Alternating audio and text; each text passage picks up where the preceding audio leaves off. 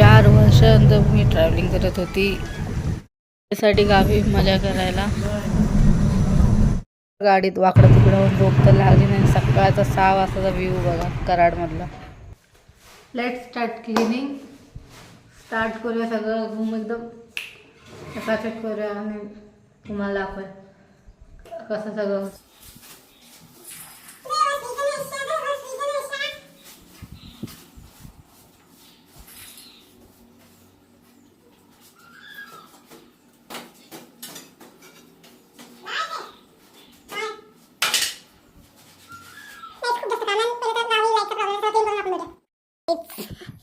Decoration is almost done. Lighting is almost done.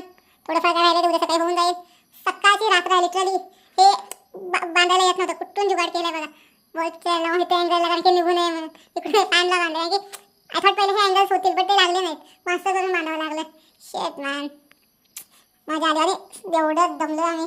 आणि की खूप टाईमपासूनचं आणि ॲक्च्युली खूप टाईमपासूनचं ना घर जास्त ओपन करत नाही की येत नाही कोण तर बंदच असतं घर. तर खूप सारी धूळ माती सगळं होतं आणि सगळं साफ करायचं क्लीन करायचं पूर्ण डेकोरेशन करायचं. टाईम तर खूप लागला बट फायनली ऑलमोस्ट झालं. आणि ॲक्च्युली आजच केलं मी हे डेकोरेशन कारण मी उद्या आणलं डेकोरेशनचं पण आजच केलं खूप चांगलं झालं. तसं उद्या काही फ्लॉज झाला असं तर मला टेन्शन आलं असतं पण तसं ना कसं ॲडजस्ट केलं. सो प्लीज तुम्ही सपोर्ट करा कारण की असं 1 वर्ष आणि नंतर गणपती यायचं ठरलेलं खूप आधीपासून कारण की 3 वर्षापासून माझ्या घरी बोलत होती आपण गणपती बसवूया पण घरच्यांनी झालं होतं की नाही की प्रत्येक वर्षी बसवावा लागतो गणपती.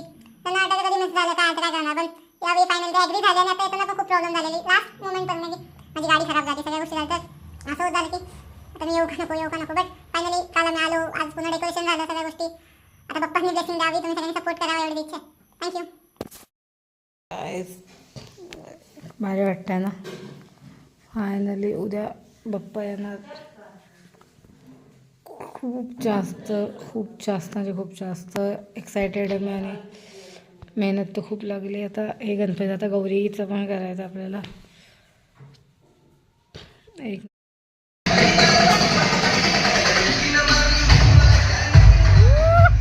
गणपती बाप्पा